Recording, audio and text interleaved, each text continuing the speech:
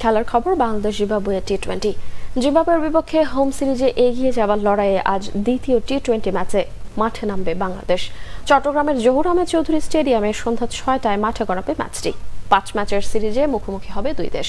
প্রথম টি-20তে ৮ উইকেটের সহজ জয়ে ৫ ম্যাচ সিরিজে ১-০তে এগিয়ে রয়েছে টাইগাররা।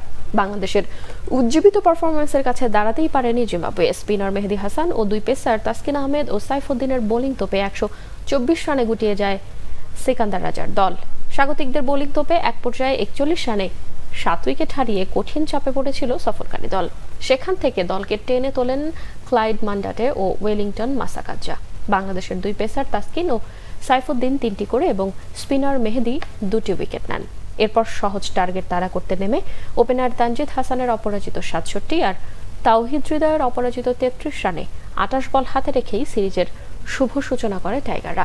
বাংলাদেশের জন্য এটি বিশ্বকাপের প্রস্তুতি সিরিজ, তবে প্রতিপক্ষ দুর্বল দল হওয়ায় সিরিজের গুরুত্ব নিয়ে প্রশ্ন উঠেছে।